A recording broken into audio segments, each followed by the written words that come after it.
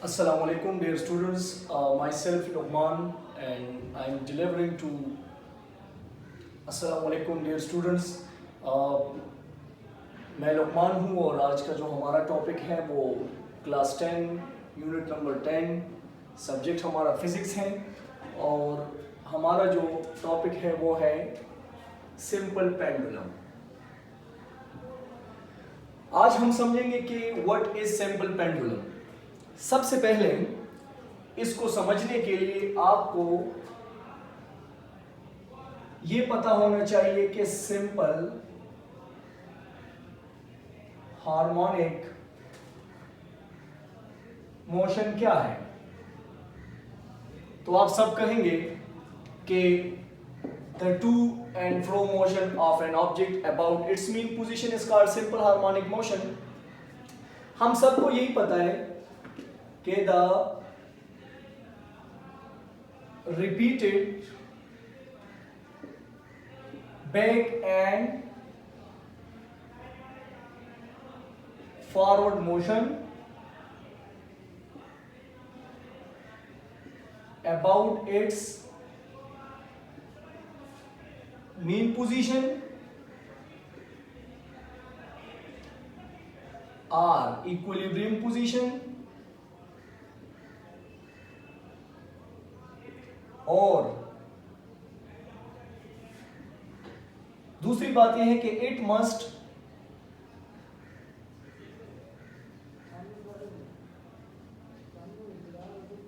obeys Hooke's law।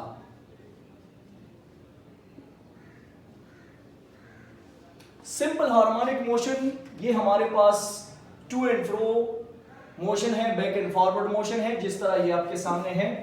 Clear जी? ये हमारे पास simple harmonic motion कहलाता है।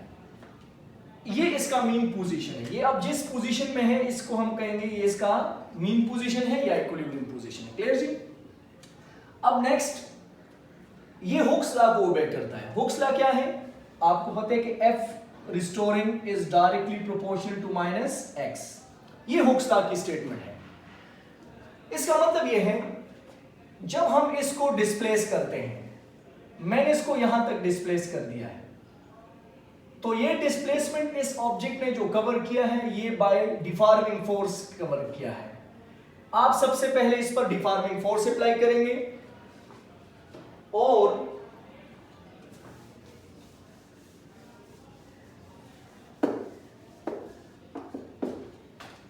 इस पर हम इस मीन पोजीशन से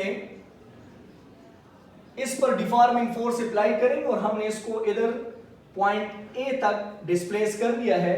तो इतना यहां से लेकर यहां तक इसने क्या कवर किया? ये डिस्प्लेसमेंट कवर किया। क्लियर जी? अब ये डिस्प्लेसमेंट ए पॉइंट पे डिस्प्लेसमेंट इसने कवर किया ए तक, किस फोर्स के साथ? ये हमने इसको डिफॉर्म किया है, मीन पोजीशन से हटाया है। क्लियर? तो ये हमने डिफॉर्मिंग फोर्स अप्लाई किया और इसने डिफॉर्मिंग फोर्स की वजह से कुछ डिस्प्लेसमेंट कवर किया है। अब जब मैं इसको रिलीज करूंगा, इस पॉइंट ए से मैं इसको रिलीज करूंगा, तो ये एक क्या करेगा? ये दोबारा से अपनी मीन पोजीशन की तरफ आएगा। जिस फोर्स के साथ ये आएगा इसको हम कहेंगे रिस्टोरिंग फोर्स। Clear no? ये जब इधर आ रहा है तो ये रिस्टोरिंग फोर्स की वजह से आ रहा है, तो यहां पर एफ रिस्टोरिंग डेवलप हो जाता है। और मैंने आपको पहले बताया कि ये हुक्स लॉ को ओबे करता है। और हुक्स लॉ क्या है? It tells us about the elasticity. Means that इसको जितना मैं डिस्प्लेस करूंगा उतना ही ज्यादा इसमें रिस्टोरिंग फोर्स जनरेट होगा। क्लियर बेटा? अच्छा जी। इसी तरह नेक्स्ट हमें यह भी पता है कि acceleration is also directly proportional to the minus X. Means that जितना ज्यादा मैं इसको डिस्प्लेस करूंगा, अगर ए से डिस्प्लेस करूंगा तो एक्स का एक्सेलरेशन कुछ और आएगा, लेकिन अगर मैं इसको पॉइंट सी से डिस्प्लेस करूंगा तो फिर इसका एक्सेलरेशन देखो आपको नजर आ रहा है, ये थोड़ा सा इंक्रीज कर जाएगा। क्लियर जी? अच्छा, सिंपल हार्मोनिक मोशन के लिए आपके पास ये दो कंडीशन लाजिमी होने चाहिए। और वापस आते हैं हम अपनी टॉपिक की तरफ, सिंपल पेंडुलम की तरफ। क्या होना चाहिए इसमें? स्ट्रॉन्ग सपोर्ट होना चाहिए, इन इलास्टिक स्ट्रिंग होना चाहिए, मास अटैच करने के साथ जो है ना हमारे पास जो थ्रेड है, स्ट्रिंग है, वायर है, इसका लेंथ इंक्रीज नहीं होना चाहिए। दूसरा, the length of the bob is compare to small to the length of the string. इस बॉब का जो लेंथ होगा, रेडियस होगा या डायमीटर होगा, वो कम होगा इस लेंथ के अकॉर्डिंग। और चौथी पॉइंट क्या है कि mass of the Bob is greater as compared to the mass of string। मतलब मास ऑफ बॉब ये ग्रेटर होगा और मास ऑफ स्ट्रिंग या वायर जो भी है इसको आप नाम देते हैं, ये कम होगा। जाहिर सी बात है इसका मास ज्यादा होगा और इस स्ट्रिंग का मास ये क्या होना चाहिए? ये हमारे पास लो होना चाहिए। क्लियर जी? नेक्स्ट,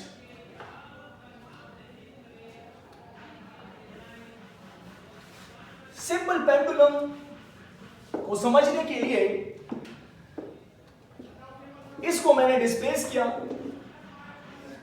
ये यहां पे हमारे पास इसका कुछ वेट तो होगा जिसे हम कहते हैं W is equal to mg। इस बॉब का कुछ वेट होगा, इसको मैंने डिस्प्लेस किया पॉइंट ए तक। अब इस पॉइंट ए पर इसको मैं रिजॉल्व करूंगा। इस वेट को हम क्या करेंगे? रिजॉल्व करेंगे। एक लाइन ये आ रहा है और एक लाइन हम इस तरह डाउनवर्ड में ड्रा करेंगे और ये हमारे पास हाइपोटेन्यूज कहलाएगा, ये हमारे पास बेस कहलाएगा और इधर एक लाइन ड्रा करेंगे जिसको हम कहेंगे परपेंडिकुलर। क्लियर जी? ये हमारे पास एक इसका मीन पॉइंट है, इसका लेंथ है, ये हमने एक खास एंगल पे इसको डिस्प्लेस किया है, इसने डिस्प्लेसमेंट कवर किया x।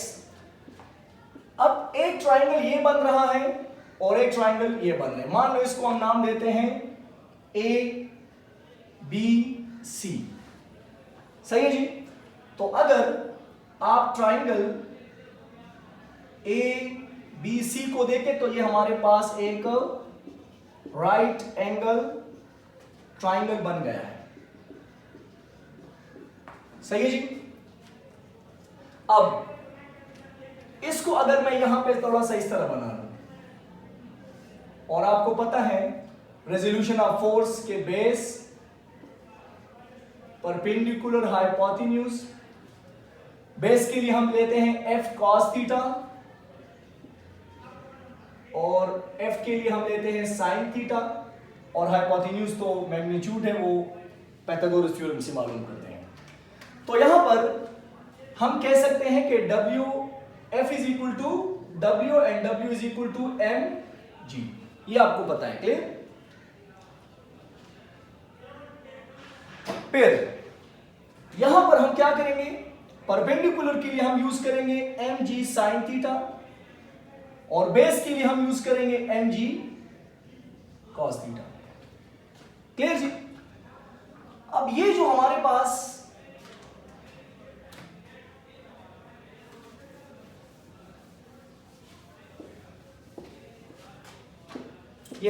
जो mg cos थीटा है, ये क्या हो जाएगा?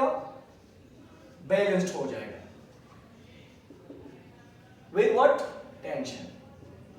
जाहिर सी बात है इसमें तो टेंशन भी प्रोड्यूस होगा जो अपवर्ड डायरेक्शन में होगा और ये कंपोनेंट टेंशन के साथ बैलेंस हो जाएगा, दोनों की सेम मैग्नीट्यूड आएगी। That's why cancel each other, the net result will become 0।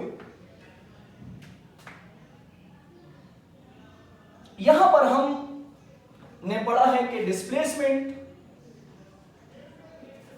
Restoring force is equal to minus restoring force is directly proportional to minus x. अब ये दोनों ट्राइंगल्स, ये साइड और ये साइड परपेंडिकुलर कहलाएंगे। तो हम क्या करेंगे, हम लिखेंगे कि let x is equal to mg sin theta. अब आगे देखिए, यहां पे हम x को इक्वल लिया है हमने mg sin थीटा के, और यहां पे अब हम x की जगह लिखेंगे f directly proportional to minus, या हम इस तरह कर लें कि इसको इक्वलिटी में चेंज करें, माइनस इक्वल माइनस के एक्स और equal minus m g sine theta. यहां पर हमने क्या किया कि k को हमने 1 के बराबर लिए, क्योंकि no air resistance, no gravity, no friction, gravity तो है सॉरी, लेकिन एयर रेजिस्टेंस और फ्रैक्शन वगैरह ये सारी चीजें नहीं है, ड्रैग फोर्स वगैरह नहीं है, तो इसलिए हमने इसको 1 पुट किया। क्लियर? ये आपके पास इक्वेशन आया, इसको नाम दे आप लोग equation 1। Next, you know that we have F is equal to ma। ये तो फोर्स के हवाले से बात आ गई, लेकिन इससे पहले हम थोड़ा सा ये भी कर सकते हैं कि हमें पता है कि sine theta is equal to क्या है, perpendicular divide by hypotenuse. Clear जी? यहां पर अगर आप देखिए तो ये साइड हमारे पास क्या कहलाता है, ये हाइपोटेन्यूज कहलाता है, या ये भी L तो सेम रहेगा ना, तो L डिवाइड बाय x, इन दोनों को आप डिवाइड करें, इन दोनों साइड्स को। ये हमारा परपेंडिकुलर, क्योंकि यहां पे राइट एंगल बन रहा है, और ये हमारा हाइपोटेन्यूज। तो इधर से आएगा sine theta is equal to L by sorry x by L।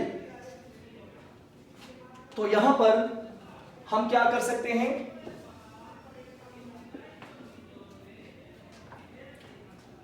Equation 1 को हम इस तरह भी लिख सकते हैं कि f is equal to minus m g sine theta की जगह आप लिखेंगे x बाय एल।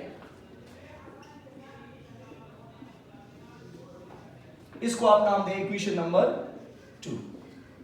क्लियर है यहां तक?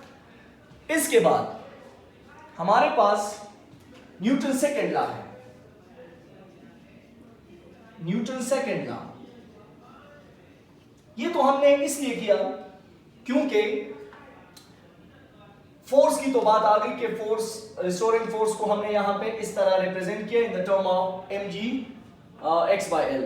लेकिन अब अगर एक्सेलरेशन की बात करें तो एक्सेलरेशन के लिए हम न्यूटन सेकेंड लॉ यूज करेंगे, F is equal to ma। इसको आप नाम दो इक्वेशन नंबर 3 का। क्लियर? मैं ये साइड जरा मिटा रहा हूं।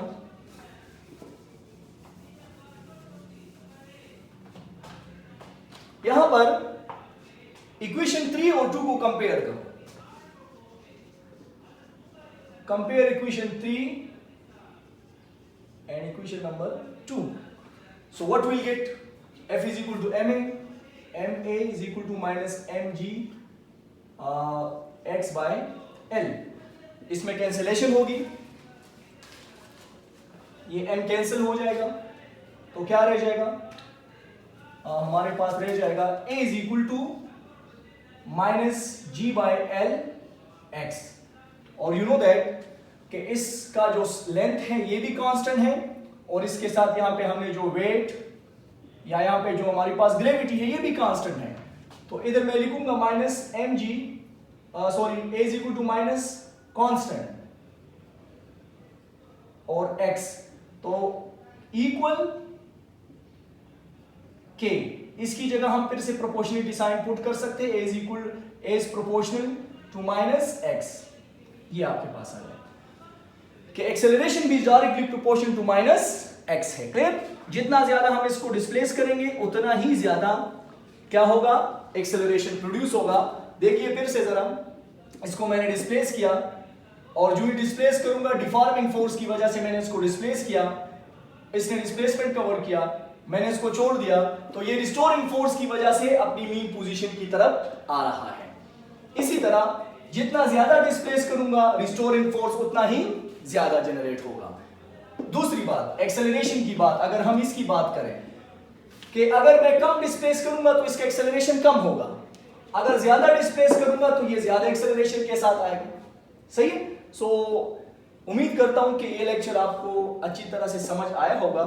इस पे इंशाल्लाह हम आगे जाएंगे और हम देखेंगे कि इस पे हम इसका टाइम पीरियड, इसकी फ्रीक्वेंसी, ये सारी चीज़ें इंशाल्लाह नेक्स्ट वीडियोस में हम देखेंगे।